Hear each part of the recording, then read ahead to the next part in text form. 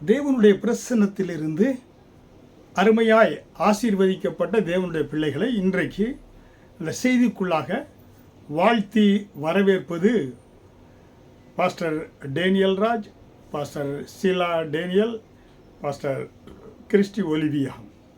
உங்களுடைய ஆரோக்கியத்திற்காக, உங்களுடைய சுகத்திற்காய், பலத்திற்காக, உங்களுடைய எல்லா காரியங்களிலும் ஒரு வெற்றி வாழ்க்கையை வாழ்வதற்கு தொடர்ந்து நாங்கள் பிரார்த்தனை செய்து கொண்டு இருக்கிறோம். இன்றைக்கும் உங்களோடு பகிர்ந்து கொள்ளக்கூடிய கர்த்தருடைய வேத வசனம், தேவன் என்ன சொல்கிறார் என்றால், ஆதியாகமம் 15வது அதிகாரம் வசனம் 1 ஆபிரகாமுக்கு தேவன் சொன்ன வார்த்தை, நீ பயப்படாதே, நான் உனக்கு கேடகமும் உனக்கு மகா பெரிய பலனுமாயிருக்கிறேன் என்றார். தேவன் ஆபிரகாமை அழைத்து அவனுக்கு வாக்குத்தத்தம் செய்யப்பட்ட கானான் தேசத்துக்குள் அழைத்து கொண்டு வருகிறார். வந்த பொழுது ஆண்டவர் சொல்கிறார், ஆபிரகாமே, அங்கே கானானில் எதிரிகள் இருக்கலாம், புறஜாதிகள் இருக்கலாம், நீ எதை குறித்தும் நீ பயப்பட வேண்டாம், நானே உனக்கு கேடகமும் உனக்கு மகா பெரிய பலனுமாயிருக்கிறேன் என்று தேவன் வாக்கு கொடுக்கிறார். அருமையான தேவனுடைய பிள்ளைகளே, பயம் என்பது ஒரு தீய சக்தி. தேவனுடைய பிள்ளைகளே, இந்த வார்த்தையை நீங்கள் கவனமாக இந்த செய்தியை கேட்டுக்கொண்டிருக்கிற ஒவ்வொரு பிள்ளைகளும் கவனமாக கேட்கும்படியாக அன்போடு கேட்டுக்கொள்கிறேன். பயம் என்பது ஒரு தீய சக்தி. பயம் என்பது தனியாக வருவது கிடையாது. பயம் என்ற அந்த சாத்தானின் கிரியை என்ன செய்கிறதுனா, தன்னோடு கூட கலக்கம், வியாதி, அதே போல் துயரம், திகில் போன்ற எல்லா காரியங்களையும் அவன் கூட கொண்டு வருகிறான். ஏனென்றால் அவருடைய நோக்கம், திட்டம் என்னவென்று இயேசு கிறிஸ்து தெளிவாக சொல்லி இருக்கிறார். யோவான் 10வது அதிகாரம் வசனம் 10, திருடன் திருடவும் கொல்லவும் அழிக்கவுமே வருகிறான், அன்றி வேறொன்றுக்கும் வரான் என்று சொல்கிறார். அவருடைய நோக்கம் என்ன? உங்களுக்கு பயத்தை கொடுக்கிறான், அதன் மூலம் உங்களுக்கு திகிலை கொண்டு வரான், அதன் மூலம் என்ன செய்கிறான்? உங்களுக்கு வியாதியை கொண்டு வருகிறான், கலக்கத்தை கொண்டு வருகிறான், கொண்டு வந்து உங்களுடைய ஆயுளை சுருக்கக்கூடியவனாக இருக்கிறான். ஹல்லேலூயா. அதனாலே இயேசு கிறிஸ்துவை சொந்த இரட்சகராய் ஏற்றுக்கொண்ட ஒவ்வொரு தேவனுடைய பிள்ளைகளுக்கும் கர்த்தர் என்ன கொடுக்கிறார்? பயப்படாதே, நான் உனக்கு கேடகம், அதாவது உனக்கு நான் ஷீல்டாக இருக்கிறேன். உன்னை பாதுகாக்கக்கூடிய எந்த ஒரு காரியமும் உன்மேல் வந்தால் அது என்மேல் பட்டு தான் உன்மேல் பட வேண்டும். நான் மகா பெரிய பலனாக இருக்கிறேன், பாதுகாப்பாக, அரணாக, கோட்டையாக இருக்கிறேன் என்று கர்த்தர் சொல்லுகிறார். ஹல்லேலூயா. பயம் என்ன செய்யும் என்றால், கலக்கம், திகில், வியாதி எல்லாவற்றையும் கொண்டு வருகின்ற பொழுது, வியாதியை அது என்ன செய்கிறது? அந்த பயம் வருகின்ற பொழுது அது ஆட்டோமேட்டிக்காக வியாதியை உற்பத்தி செய்யக்கூடியதாக இருக்கிறது. ஒரு மனிதன் பயந்து கொண்டே இருந்தான் என்றால் அந்த மனது, உள்ளம் எல்லாம் கலக்கம் உண்டாகக்கூடியதாக இருக்கிறது. திகில் நிறைகின்ற பொழுது அவனுடைய சரீரத்தில் இருக்கிற அந்த உறுப்புகள் அவனுக்கு வியாதியை உருவாக்கக்கூடியதாக இருக்கிறது. சரீரத்தை பயம் என்பது சரீரத்தை பலவீனப்படுத்த ஒரு காரியம். பாருங்க, எல்லா இதுக்கடுத்தாலும் பயந்த ஒரு மனிதனை எடுத்துக்கொண்டால், ஒரு மாணவனை எடுத்துக்கொண்டால், பிள்ளைகள் எடுத்துக்கொண்டால், அவர்களால் தைரியமாக எதையும் எந்த காரியத்தையும் மேற்கொள்ள முடியாது, எதிர்த்து அந்த காரியங்களிலே ஜெயத்தை பெற முடியாது. காரணம், அவர்கள் உள்ளத்திலே பயம் இருப்பதினாலே. பயம் சரீரத்தை பலவீனப்படுத்தும். உள்ளத்தை என்ன செய்யும்னாக்க, அது உள்ளத்தை உள்ளத்தினுடைய உறுதியை குலைத்து விடும். பயம் உங்களுடைய உள்ளத்தில் இருக்கக்கூடிய அந்த உறுதித்தன்மையை அது குலைத்து விடக்கூடியதாக இருக்கிறது. மனவியாதியை கொண்டு வரும். உங்களுடைய புத்தியை பேதலித்து செய்யக்கூடியதாக மாற்றிவிடும். எது? பயம். அதனால தான் பாருங்கள், புத்தி பேதலித்து போய் இருக்கிற பிள்ளைகளை பாருங்கள். அவங்க வாழ்க்கையில் சிறு வயதிலே ஏதாவது பிள்ளைகள் அவர்கள் துன்பப்படுத்தப்பட்டால், பாலியல் ரீதியாகவும் சரி, மன ரீதியாகவும் அவர்கள் யாராவது கொடுமைப்படுத்தி இருந்தார்கள் என்றால், அந்த பிள்ளைகள் பெரியவர்களை பார்க்கின்ற பொழுது, அவர்கள் மனிதர்களை பார்க்கின்ற பொழுது பயந்த சுபாவம் அவர்களுக்குள்ளாக வந்துவிடக்கூடியதாக இருக்கிறது. ஆக ஏன்னா அந்த பயத்தினுடைய கன்க்ளூஷன் என்னன்னாக்கா ஒரு மனிதனுடைய ஆயுள் சக்கரத்தை சுருக்கிவிடக்கூடியதாக இருக்கிறது என்று பார்க்கிறோம். ஹல்லேலூயா. அதனால தான் ஆபிரகாமை கானான் தேசத்துக்கு தேவன் அழைத்து கொண்டு வந்த பொழுது முதலிலே சொல்கிறார், ஆபிரகாமே நீ பயப்படாதே, நான் உனக்கு கேடகமும் பலனுமாயிருக்கிறேன் என்றால் உன்னை குறித்து நான் பெரிய திட்டத்தை வைத்திருக்கிறேன். உன்னை ஜாதிகளுக்கு ஜனங்களுக்கு தகப்பனாக, உன்னுடைய சந்ததி கடற்கரை மணலைப் போல, உன்னுடைய சந்ததி ஆகாயத்து நட்சத்திரங்களைப் போல பெருக வேண்டும் என்ற என்னுடைய திட்டம், விருப்பம். அப்படி இருக்கின்ற பொழுது நீ பயந்து போயிருந்தால் உன்னால அந்த காரியங்கள் நடைபெற முடியாது. நீ ஜாதிகளுக்கு தகப்பனாக மாற முடியாது.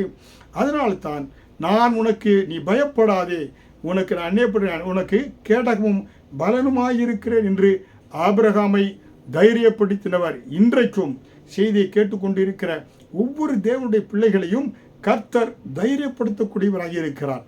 அந்த வார்த்தை உங்களுக்கு என உற்சாகத்தை கொடுக்கக்கூடியதாக இருக்கிறது. உங்களுடைய எதிர்கால வாழ்க்கையை எப்படிப்பட்ட சவால்கள் நிறைந்த ஒரு வாழ்க்கையாக இருந்தாலும் அதை நீங்கள் இலகுவாக மேற்கொள்ள முடியும். ஹல்லேலூயா. அதனால தான் பவுல் சொல்கிறார், என்னை பலப்படுத்துகிற கிறிஸ்துவினாலே எல்லாவற்றையும் செய்ய எனக்கு பலன் உண்டு. என்னுடைய பலன் கிறிஸ்துவாக இருக்கிறார். என்னுடைய சத்துவம் எனக்கு ஆரோக்கியத்தை கொடுக்கிறவர், என்னுடைய எதிரிகளை வீழ்த்தி எனக்கு வெற்றியை கொடுக்கக்கூடியவர் இயேசு கிறிஸ்துவாக இருக்கிறார் என்று சொல்லுகிறார். நீங்களும் தேவனுடைய பிள்ளைகளே, செய்தி கேட்டுக்கொண்டிருக்கிற ஒவ்வொரு தேவனுடைய பிள்ளைகளும் நீங்களும் மார்தட்டி உங்களுடைய புயத்தை உயர்த்தி, கர்த்தர் என் கேடகமாக இருக்கிறார், அரணாக இருக்கிறார், கோட்டையாக இருக்கிறார், எனக்கு வாக்கு கொடுத்திருக்கிறார், நீ பயப்படாதே என்று சொல்லி. ஹல்லேலூயா. அதனால்தான் இன்றைக்கு பார்த்தீங்கன்னாக்க ஒவ்வொருவருக்கும் வாழ்க்கையில் அந்த பயம், சிறு வயது பிள்ளைகள் என்ன பார்த்தீங்கன்னாக்கா, சிறு பிள்ளைகளை அந்த பெற்றோர் எப்படி நினைச்சுவாங்க, இருளை பார்த்து பூச்சாண்டி இருக்கிறான் அப்படின்ட்டு சொல்லி அவங்க பயப்படுத்தி வளர்ப்பார்கள். அப்போ வாலிப பிள்ளைகள், பெரியவர்கள் துன்பப்படுத்தி விடுவார்கள், பயத்தோடு வளருவார்கள். அதே போல் பார்த்தீங்கன்னாக்க ஒரு பெண் திருமண வீட்டுக்கு திருமணம் முடித்து செல்கிறார் என்றால் வாலிப பெண், அந்த வீட்டார் தன்னை எப்படி நடத்துவார்கள், மாமியார் என்னை எப்படி நடத்துவார், இங்கே இருக்கக்கூடியவர்கள் கணவன் வீட்டார் என்னை எப்படி நடத்துவார்கள் என்று பயத்தோடு கூட செல்ல நேரிடும். புரியுங்களா? இன்றைக்கு உலகத்தில் அப்படியாக அதன் மூலமாக அநேக வாலிப பெண்கள் மறிக்கிறாங்க. வாழ்க்கை கண்ணீர் கவலையில் போகின்ற பொழுது தன்னுடைய எதிர்கால வாழ்க்கை எப்படியோ பயத்தோடு எப்படியாக இருக்கும் என்று பயத்தோடு அநேக திருமணம் முடித்து செல்லக்கூடியவர்களாக இருக்கிறாங்க. ஹல்லேலூயா.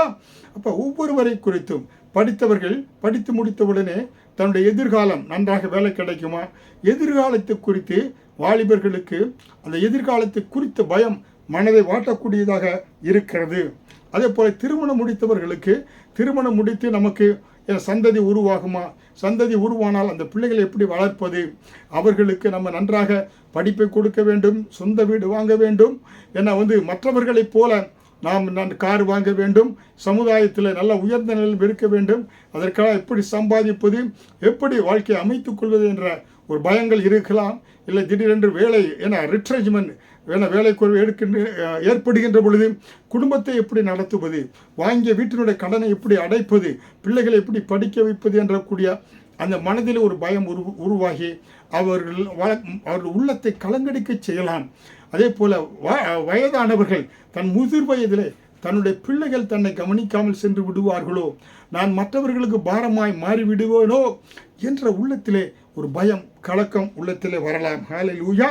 அதே போல் ஒவ்வொருவரும் படிக்கிறவர்கள் சரி, படித்து முடித்தவர்கள் வேலைக்காக வேலையிலே நன்ற கம்பெனி தனக்கு வாய்க்க வேண்டும், தன்னுடைய எம்ப்ளாயர் முதலாளி எஜமான் நன்றாக தன்னை ட்ரீட் பண்ண வேண்டும் என்று சொல்லிக்கூடி கடினமான முதலாளி வந்துவிடக்கூடாது என்ற பயங்கள் உள்ளத்தில் இருக்கலாம். ஹல்லேலூயா.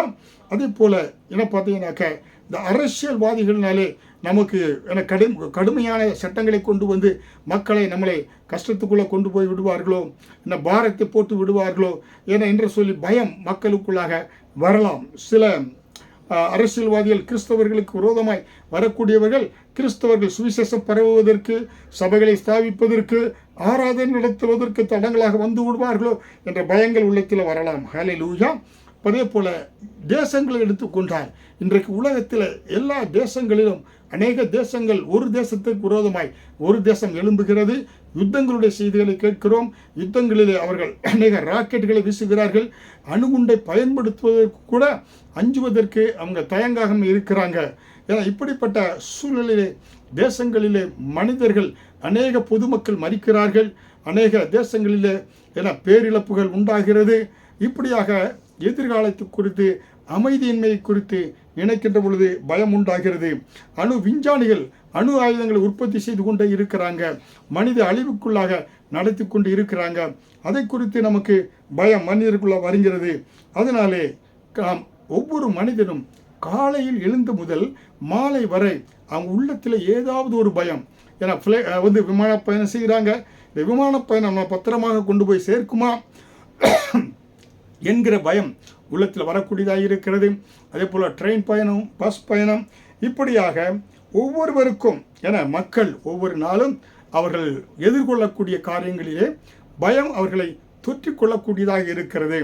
அதனால்தான் பயம் நம்முடைய ஆயுள் சக்கரத்தை சுருக்கிவிடும், வியாதியை உருவாக்கும். பயம் என்பது நம்முடைய சிந்தனை சக்தியை மழுங்கடித்துவிடும். நாம் பயப்பட்டு கொண்டே இருக்கிறோம் என்றால் நாம் சிந்தித்து செயல்பட விடாதபடி எதிர்காலத்தை நம்முடைய எதிர்கால அந்த சக்கரத்தை எதிர்காலத்தின் வாழ்க்கையை சுருக்கி போட்டு விடக்கூடியதாக பயம் மாறிவிடக்கூடியதாக இருக்கிறது. ஹல்லேலூயா. ஒரு சிலருக்கு சின்ன ஒரு வியாதி வந்தாலும் சரீரத்தில் ஒரு சின்ன கட்டி வந்தால் கூட ஐயோ இது கேன்சர் வியாதியா, இது பயங்கரமான காரியத்தை கொண்டு போய் வந்து விடுமா என்ற ஒரு பயம், சிறு வியாதி வந்தாலும் மரணத்தை குறித்து ஒரு பயம் வந்துவிடக்கூடியதாக இருக்கிறது. ஹல்லேலூயா. பயம் என்பது மனிதர்களுக்கு மட்டுமல்ல மிருகங்களை கூட விட்டு வைப்பது இல்லை என்று சொல்லுவார்கள். அதற்கு உதாரணமாக ஒரு கதையை உங்களுக்கு சொல்ல வேண்டும் என்றால் நன்றாக கவனிங்கள். கதை சொல்லி சில உங்களுக்கு ஊமைகளை சொல்கின்ற பொழுது மனதில் அது இலகுவாக மனிதனுக்கு பதிந்துவிடும். அதனால்தான் இயேசு கிறிஸ்து அவர் உபதேசிக்கின்ற பொழுது ஊமைகளை சொன்னார். புரியுங்களா? விதைக்கிறவன் எப்படியாக ஒரு மனிதன் தன் வாழ்க்கையை ஞானத்தோடு அமைத்துக் கொள்வதற்கு விதையை குறித்து சொல்கின்ற பொழுது அவனுக்கு அதை விளங்கச் செய்வதற்கு விதையை குறித்து இயேசு சொன்னார்.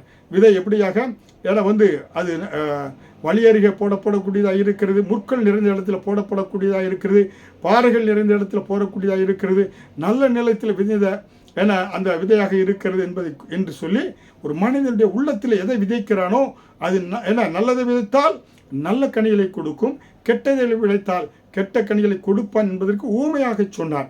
அதே போல் இங்கே ஒரு பயம் மிருகங்களை கூட விட்டு வைப்பதில்லை என்பதற்கு நான் இன்றைக்கு சொல்கிறேன். இன்றைக்கு தினத்தில் கூட பார்த்தீங்கன்னாக்கா அந்த கேரளாவில் மூணார் பகுதிகளிலே சின்னார் இடத்துல 2-3 நாட்களாக 2 யானைகள் ஒன்றுக்கொண்டு பயங்கரமாக மோதிக்கொண்டு கடைசியில் ஒரு யானைக்கு காலில் பயங்கரமான காயம்.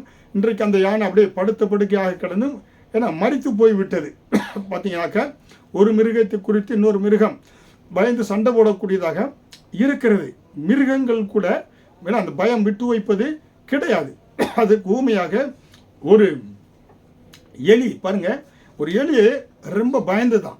அந்த எலி என்ன செய்ததுதான், ஒரு சாமியார் இடத்துல சென்று, சாமியாரே என்ன ஒவ்வொரு நாளும் வெளியே வந்தால் பூனை என்னை துரத்துகிறது, அதனால என்னை ஒரு பூனையாக மாற்றிவிடும், நான் பயமில்லா வாழ்வேன் என்று சொல்லி அந்த சாமியார் இடத்துல வரத்தை கேட்டு தன்னை பூனையாக மாற்றும்படியாக கேட்டதாம். சாமியாரும் அந்த எலியை பூனையாக மாற்றி விட்டாராம். புரியுங்களா? அப்போ பார்த்தீங்கன்னாக்க அந்த பூனை இப்பொழுது என்ன செய்கிறது, பூனையாக தெருவில் சென்று கொண்டு இருந்த பொழுது இந்த பூனையை பார்த்த ஒரு நாய் இந்த பூனையை துரத்த ஆரம்பித்ததுதான். உடனே இந்த பூனை ஓடி வந்து இந்த சாமியார் இடத்தில் ஓடி வந்து, சாமியாரை என்னை எலியிலிருந்து பூனையாக மாற்றினீர், நான் தெருவில் செல்கின்ற பொழுது இப்பொழுது என்னை நாய் விரட்டக்கூடியதாக இருக்கிறது என்று சொன்னாராம், சொல்லிச்சான்.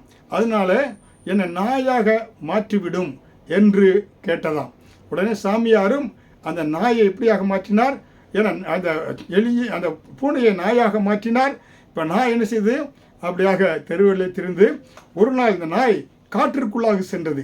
காற்றிற்குள் சென்ற பொழுது இந்த நாயை ஒரு நாள் புலி பார்த்தது. இந்த புலி நாயை வேட்டையாடும்படியாக துரத்திய பொழுது நாய் ஓடி வந்து சாமியார் இடத்துல வந்து விட்டது. சாமியாரத்தில் கேட்டது, சாமியாரே நான் உன்னிடத்தில் வரம் கேட்டு என்னை வந்து நான் பூனையிலிருந்து நாயாக கேட்டேன், இப்போ நாயாக மாறினோன்னு என்னை புலி துரத்தக்கூடியதாக இருக்கிறது, அதனால் என்னை புலியாக மாற்றிவிடும் என்று கேட்டதான். உடனே அந்த சாமியாரும் அந்த நாயை என்ன செய்தார், புலியாக மாற்றினார். இப்பொழுது பார்த்தீங்கன்னாக்க இந்த புலி ஏன்னா வந்து காட்டில் மாறி புலி என்ன செய்தது பார்த்தீங்கன்னாக்கா காட்டில் சுற்றி கொண்டு இருந்தது. ஒரு நாள் இந்த சாமியார் அப்படியே காட்டுப்பக்கம் சென்றார். இந்த சாமியாரை என்ன செய்து புலி பார்த்தது. புலி இந்த சாமியாரை துரத்த ஆரம்பித்தது. இந்த சாமியார் பயந்து தலைதெறிக்க ஓடி ஏன்னா அவர் என்ன செய்தாராம், தப்பித்தாராம். அதே போல பயம் என்பது ஒரு மிருகத்தை கூட, அதாவது எலியிலிருந்து பூனை, பூனையிலிருந்து நாய், பூனையிலிருந்து என்ன செய்தது, இந்த புலியாக மாறியது. இந்த புலியை ஒரு நாள் என்ன செய்தாங்கனாக்கா காட்டில் வேட்டையாட சென்றவர்கள் பார்த்தாங்க, புலியை பார்த்து டும் டும் சுட ஆரம்பித்தாங்க. புலி என்ன செய்தது, சாமியாரை பார்த்து ஓடி ஓடி வந்ததான். சாமியாரே என் புலியாக மாற்றினீர்கள், ஆனால் என்ன கூட சுட்டுக்கொள்வதற்கு ஆள் வந்திருக்கிறாங்க, என்ன மீண்டுமாக எலியாக மாற்றிவிடும் என்று கேட்க வந்ததான். சாமியார் என்ன செய்த, ஓடிக்கொண்டிருந்தார். இந்த புலியினுடைய சுவார்த்தை கூட கேட்கறதுக்கு அவரால் முடியல. அவர் என்ன செய்தாராம், ஓட, அந்த புலி அவரை துரத்த ஓட, இப்படியாக கதை ஓடிக்கொண்டிருக்கிறது. அதே போல இந்த பயம் என்பது மனிதனையும் விட்டு வைக்கவில்லை, மிருகங்களை கூட விட்டு வைப்பது கிடையாது. ஹல்லேலூயா. அதனால்தான் அருமையான தேவனுடைய பிள்ளைகளே, பயம் என்பது யாரையும் எந்த சூழ்நிலையும் விட்டு வைப்பது கிடையாது.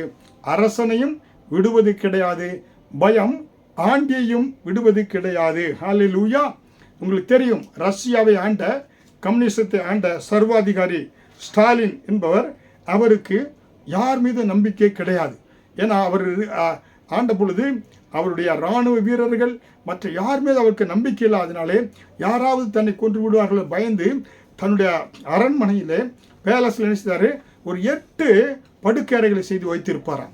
8 படுக்கை அறைகள் நல்லா இரும்பு பூட்டி என பத்திரமாக அவர் எந்த படுக்கை அறையில் என தூங்குகிறார் என்பது யாருக்குமே தெரியாதாம்.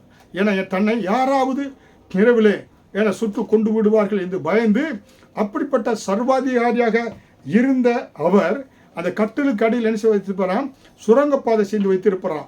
தன்னை யாராவது அப்படி அந்த அறைக்குள்ளே பூந்து என்னக்குள்ளே வந்தால் அந்த கட்டிலுக்கு அடியில் சுரங்கப்பாதை வழியாக வெளியே தப்பித்து விடலாம் என்று சொல்லி, புரியுங்களா? இப்படியாக அரசனை கூட ஆண்டு கொள்கிறவர்கள் கூட பயம் விட்டு வைப்பதில்லை. பார்த்தீங்கன்னா அநேக அரசாங்கத்தில் ஜனாதிபதிகளுக்கு ஃபுல்லட் ப்ரூஃப் கார் கொடுத்துருப்பாங்க. குண்டு துளைக்க முடியாத, விலை மதிக்க முடியாத கார்களை கொடுத்து அவர்களை பாதுகாத்து நடத்துவாங்க. ஏன்னா பயம், தன்னுடைய ஜனாதிபதி யாராவது குறிவைத்து என்ன சுட்டு விடுவார்களோ என்று சொல்லி, புரியுங்களா? அதனால்தான் இன்றைக்கு பார்த்தீங்கன்னா சிலர் என்ன செய்வாங்க, தங்களுக்குள்ளாக தாங்களாகவே என்ன செய்வாங்க, சிலர் பயங்களை வரவழைத்துக் கொள்வார்கள். புரியுங்களா? எப்படி என்றால் இரவு நேரத்தில் பார்த்தீங்கன்னா சிலர் வந்து பயங்கர திகில் படங்களை, சினிமா படங்களை பார்க்கறது, அப்புறம் அப்படியே பார்த்து விட்டு இரவில் தூங்க போனால் இரவில் அது கனவில் வந்து என்ன சுடுவது போல ஏன்னா யுத்தங்கள் செய்வது வருகின்ற பொழுது அலறி துள்ளி எடுத்து என்ன செய்வாங்க, எழுந்திருப்பாங்க. பயங்களை தங்களுக்குள் தாங்களே வரவழைத்து கொள்ளக்கூடியவர்களாக இருக்கிறார்கள். இப்படி தான் ஒரு கர்ப்பிணி ஸ்திரீ அவங்க அடிக்கடி இந்த ஏன்னா வந்து திகில் படங்களை பார்ப்பாங்க. கோர நகத்தோடு இருக்கிற ஏன்னா அப்படிப்பட்ட படங்களை பார்த்து அவர்கள் அப்படியே பார்த்து கொண்டு வந்ததினாலே அவர்கள் பிரசவம் ஆன பொழுது அந்த பிறந்த பிள்ளை கூட கோர நகத்தோடு பிறந்ததான். காரணம், அவர்கள் ஏன்னா மனதிலே அப்படிப்பட்ட எண்ணங்களை வைத்ததினாலே அது கருவை பாதித்து கருவில் இருந்த குழந்தைகள் அப்படியாக பிறந்தது என்று சொல்லுகிறார்கள். அதனால தான் இஸ்ரவேல் தேசத்தில் பிள்ளைகள் கர்ப்பமாக மாறுகின்ற பெண் கர்ப்பமாக மாறிவிட்டார் என்றால் அந்த பிள்ளைகளுக்கு சங்கீதம் 23 வேதத்தில் அநேக சங்கீதங்களை படித்து சொல்லி கொடுப்பார்களாம். ஏனென்றால் அந்த பிள்ளைகள் அதை கேட்கட்டும், இந்த பிள்ளைகள் அப்படியாக நல்ல கர்த்தரை மேய்ப்பராய் கொண்ட பிள்ளைகளாக வளர வேண்டும் என்று சொல்லி அவர்கள் விரும்புவார்களாம். ஹல்லேலூயா. அப்போ செய்தியை கேட்டுக்கொண்டிருக்கிற பிள்ளைகளுக்கு ஒன்று சொல்லிக்கொள்ள விரும்புகிறேன். பயத்தை நீங்கள் எதை, அதாவது ரைட் என்ன பிலீவிங் லீட்ஸ் ரைட் லிவிங், அதாவது நல்ல காரியங்களை விசுவாசிக்கின்ற பொழுது உங்கள் வாழ்க்கை நல்ல காரியங்களாக வெற்றிகரமான வாழ்க்கையாக முடியும். நீங்கள் மனதில் எதை நினைக்கிறீங்களோ அதுதான் வாயிலிருந்து பேசுகிறீங்க. இப்போ பயம் என்பது ஒரு தீய சக்தி. பயம் என்பது ஒரு இருள். பயம் என்பது அந்த இருளான சக்தியை போக்க வேண்டும் என்றால் உங்கள் வாழ்க்கையிலே விசுவாசம் என்ற வெளிச்சத்தை நீங்கள் ஏற்ற வேண்டும். புரியுங்களா? அதனால தான் இங்கே வேத வசனத்தில் பார்க்கிறோம். யோபு 3வது அதிகாரம் வசனம் 25, 26 பார்த்தோம் என்றால் யோபு பக்தன் என்ன சொல்கிறார்? வேதத்தில் இங்கே நமக்கு தேவன் எழுதி வைத்திருக்கிறார் என்றால் நாம் இதை பார்த்து அதிலிருந்து சத்தியத்தை கற்றுக்கொள்ள வேண்டும் என்பதற்காக யோபு என்ன சொல்கிறார் பாருங்க. யோபு 3வது அதிகாரம் வசனம் 25, நான் பயந்த காரியம் எனக்கு நேரிட்டது, நான் அஞ்சினது எனக்கு வந்தது. என்ன சொல்கிறாரு? என் பிள்ளைகள், ஒரு நாளில் அவருக்கு 10 பிள்ளைகள், 7 ஆண் பிள்ளைகள், 3 பெண் பிள்ளைகள். அந்த யோபு என்ன சொல்கிறார்? நான் பயந்த காரியம் எனக்கு நேரிட்டது. அப்போ வாழ்க்கையில் 10 பிள்ளைகள் இறந்து போனாங்க, மிருகங்கள் இறந்து போனது, எல்லாம் இழந்து போனதுக்கு முக்கிய காரணம் அவர் பயந்தாரு. இந்த பயந்த காரியம்தான் எனக்கு ஏற்பட்டது என்று யோபுவே சொல்கிறார். புரியுங்களா? யோபு என்ன சொல்றார் பாருங்க. நான் பயந்த காரியம் எனக்கு நேரிட்டது. ஹல்லேலூயா. அப்ப பயப்படலாம், அந்த காரியம் அவருக்கு என்ன செய்யாது? வந்திருக்காது. நான் அஞ்சினது எனக்கு வந்தது. ஹல்லேலூயா. பயமும் அஞ்சினதும் ஒரே அர்த்தத்தை தான் குறிக்கிறது. புரியுங்களா? இப்போ தேவனுடைய பிள்ளைகளே, உங்கள் வாழ்க்கையில் ஏன்னா எனக்கு வியாதி வந்துடுமோ, காலத்துக்கு முன்பாக மறித்து போய் விடுவானோ என்று நீங்கள் வாயில் சொல்லாதீங்க, விசுவாசிக்காதீங்க, நம்பாதீங்க. இது பிசாசு கொண்டு வரக்கூடிய காரியம். அதனால தான் இயேசு தெளிவாக சொன்னார். யோவான் 10வது அதிகாரம் வசனம் 10, திருடன் திருடவும் கொல்லவும் அழிக்கவே வருகிறான், வேறு ஒன்றுக்கு வரான் என்று சொன்னார். ஹல்லேலூயா. நானோ ஜீவன் உண்டாயிருக்கவும் அந்த ஜீவன் பரிபூர்ணப்படும் வந்தேன் என்று இயேசு சொன்னார். ஹல்லேலூயா. அப்போ ஒன்று தெரிந்து கொள்ளணும். ஒரு திருடன் வீட்டுக்குள்ளே வருகிறான் என்றால் என்ன செய்வான்? வந்தபோது திருட வருகின்ற பொழுது அவன் என்ன செய்வானாக்கா? அவனுக்கு எதிர்ப்பு தெரிவித்தார்கள் என்றால் அந்த வீட்டில் உள்ளவர்கள் என்ன செய்வான்? கொல்லுவான், குத்துவான், என்ன செய்துவிட்டு சென்று விடுவான். பயம் வந்து விடக்கூடியதாக இருக்கிறது. அப்போ அவனுடைய யோபுனுடைய பிள்ளைகள் நன்றாக இருக்கின்ற பொழுதே அவனுக்குள் இருதயத்துக்குள்ள ஒரு பயம் வந்து விட்டது. ஹல்லேலூயா. பயம் வந்ததுனாலே அந்த காரியம் நேரிட்டது. என் பிள்ளைகள் இழந்து போகணும், ஆடு மாடுகளை எல்லாம் இழந்து போகணும், சொத்தை இழந்து போகணும், சரீர ஆரோக்கியத்துக்குள்ள இழந்து போகணும் என்று பயம் வந்ததினாலே அவன் வாழ்க்கையிலே அது நடந்தது என்று நாம் பார்க்கிறோம். ஹல்லேலூயா. அதனால தாம பயம் நீங்கி என் மீட்பர் உயிரோடு இருக்கிறார். புரியுங்களா? கடைசி நாள் அவரை நான் பார்ப்பேன் என்று உற்சாகத்தோடு கூட சொல்றான். என் மீட்பர் உயிரோடு இருக்கிறார். இழந்து போனது எல்லாவற்றையும் அந்த பயத்தை நீக்கி நான் என்ன ஆண்டவரே நீ நல்லவர் அப்பா, எப்பொழுது நல்லவர் என்று அவன் சொன்ன வாயில் அறிக்கையிட்டு தன் தவறையெல்லாம் அவன் அறிக்கையிட்டான். நீக்கி அவன் பயத்தை நீக்கின பொழுது கர்த்தர் ரெட்டிப்பாக யோபுடைய வாழ்க்கையை ஆசீர்வதித்து உயர்த்தினார். செய்தி கேட்டுக்கொண்டிருக்கிற அருமையான தேவனுடைய பிள்ளைகளே, பயத்தை நீக்கி விடுங்க. விசுவாசம் என்ற வெற்றியின் ஆயுதத்தை பயன்படுத்துங்க. பயம் என்ற இருளை போக்க விசுவாசம் என்ற டார்ச்சை எடுத்து அடிங்க. உங்கள் வாழ்க்கையில வேத வசனங்களை எடுத்து நீங்க பேசுங்க. ஹல்லேலூயா. அதனால்தான் தேவனுடைய பிள்ளைகள், தேவ ஜனங்களே, நீங்கள் பயத்தை குறித்து எச்சரிக்கை உள்ளவர்களாக இருக்க வேண்டும். ஹல்லேலூயா. நீங்களாக யோபுவை போல பயத்தை வரவழைத்து விடக்கூடாது. ஹல்லேலூயா. அதனால தான் பார்க்குறோம், இன்றைக்கு அநேகருக்கு வீட்டில் பல்லியை பார்த்தா பயம், கரப்பான் பூச்சியை பார்த்தா பயம், பாம்பை பார்த்தா பயம், இப்படியாக எதை பார்த்தாலும் பயம் வந்து விடக்கூடியதாக இருக்கிறது. ஹல்லேலூயா. அநேகருக்கு அந்த காலங்களிலே 20 வருடங்களுக்கு முன்பதாக, 20-30 வருடங்களுக்கு முன்பதாக அந்த காலங்களிலே மீடியா அப்படியாக வாட்ஸ்அப் அதே போல் இமெயில் இப்படியாக இல்லாத நாட்களிலே அந்த காலங்களிலே செய்திகள் ஒரு இடத்திலிருந்து இன்னொரு இடத்திற்கு செய்தி கொடுக்க வேண்டும் என்றால் டெலகிராம் தந்தி கொடுக்க வேண்டும். அப்படியாக தந்தி கொடுக்கின்ற பொழுது அது பெரும்பாலும் இந்த தந்தி, அவசர தந்தி டெலகிராம் எப்படி வருகிறது என்றால் ஒருவர் ஒரு இடத்துல மரித்து போய்விட்டார் என்றால் அவர் உறவினர்களுக்கு, அவருடைய குடும்பத்தாருக்கு தெரியப்படுத்துவது இந்த தந்தியை பயன்படுத்துவார்கள். அப்படியாகத்தான் நான் 35 வருடங்களுக்கு முன்பாக, 40 வருடங்களுக்கு முன்பாக மதுரையில் நான் வேலை செய்து கொண்டிருந்த பொழுது, பணி செய்து கொண்டிருந்த பொழுது, அந்த நாட்களில் கூட ஆண்டவருக்குள்ளாக நான் வராத அந்த நாட்களிலே குடும்பங்களிலே ஏன்னா பில்லி சூனியத்துவம் அநேகர் மறித்து கொண்டு வருடத்துக்கு ஒருவர் மறிப்பாங்க. அப்பொழுது நான் தங்கியிருந்த வீட்டிற்கு ஏன்னா போஸ்ட்மேன் வருகிறார், தந்தி என்று வருகிறது என்றால் யாரோ மறித்து விட்டார்கள் என்று சொல்லி அப்படிப்பட்ட செய்திகள் வரும். இப்படியாக அந்த போஸ்ட்மேன் தந்தி என்று வருகின்ற பொழுதே நான் அறிந்து கொள்வேன் யாரோ ஒருவர் மறித்து போய்விட்டார். ஒரு பயம் வந்து விடும் தந்தி என்று வருகின்ற பொழுது. அப்படியாக ஏன்னா ஒவ்வொருவருக்கும் ஒவ்வொரு குறித்து ஏன்னா பயம் வரும், புரியுங்களா? அப்போ நாம் என்ன செய்கிறோம் என்றால் ஏன்னா நம்முடைய வாழ்க்கையில் பயப்படக்கூடாது என்று கர்த்தர் நம்மை தைரியப்படுத்தக்கூடியவராக இருக்கிறார். ஹல்லேலூயா. அதனால தேவன் நம்முடைய அருகில் தோளை தட்டி அன்றைக்கு ஆபிரகாமை பார்த்து சொன்னாரே, நீ பயப்படாதே, நான் உனக்கு கேடகமும் பலனுமாயிருக்கிறேன் என்று ஆதியாகமம் 15வது அதிகாரம் 1 சொன்னார்ல. அதே போல கர்த்தர் நம்ம என்ன செய்கிறார்? நம்ம ஒரு தகப்பனாக பாதுகாக்க விரும்புகிறார், ஒரு தாயை போல அரவணைக்க விரும்புகிறார். ஹல்லேலூயா. அப்ப பயப்படாதே, நான் உனக்கு சகாயம் செய்வேன், நன்மையை செய்வேன். ஆண்டவர் பயப்படுவது மட்டும் வேணாம் சொல்ல, நான் உன்னை பலப்படுத்துவேன் என்று சொல்லலை. அதை மட்டும் சொல்லவில்லை, நான் உனக்கு சகாயம், ஹல்லேலூயா, நன்மைகளை செய்வேன் என்று ஆண்டவர் சொல்கிறார். பயந்த காரியத்திலிருந்து நான் உனக்கு விடுதலை கொடுப்பேன் என்று கர்த்தர் வாக்குத்தத்தம் கொடுக்கக்கூடியவராக இருக்கிறார். ஹல்லேலூயா. ஆபிரகாமை ஆண்டவர் தேற்றிய பொழுது இந்த வாக்குத்தத்தத்தை கொடுத்து கர்த்தர் தேற்றினார் என்று பார்க்கிறோம். ஹல்லேலூயா. அப்ப பயம் என்பது ஒரு இருளின் காரியமாக இருக்கிறது. அந்த பயத்தை மேற்கொள்வதற்கு நாம் பயன்படுத்தக்கூடிய காரியங்கள் என்ன? ஒன்று விசுவாசம். விசுவாசம் என்ற அந்த வெளிச்சத்தை நாம் பயன்படுத்த வேண்டும். ஹல்லேலூயா. பயத்தை போக்குவதற்கு நமக்கு உதவி செய்யக்கூடிய காரியம் பயம். இரண்டாவது அன்பு. மூன்றாவது பரிசுத்த ஆவியானவர் பயத்தை மேற்கொள்ள நமக்கு உதவி செய்யக்கூடியவராக இருக்கிறார். நான்காவதாக தேவ பிரசன்னம். ஹல்லேலூயா. பயத்தை மேற்கொள்வதற்கு ஒன்று என்னவென்றால் விசுவாசம். இரண்டாவது தேவனுடைய அந்த அன்பு பயத்தை போக்கக்கூடியதாக இருக்கிறது. மூன்றாவதாக பரிசுத்த ஆவியானவர் உங்கள் பயத்தை போக்குகிறார். நான்காவது தேவ பிரசன்னத்துக்குள்ளே இருக்கின்ற பொழுது நீங்கள் எதை குறித்தும் பயப்பட தேவையில்லை. ஹல்லேலூயா.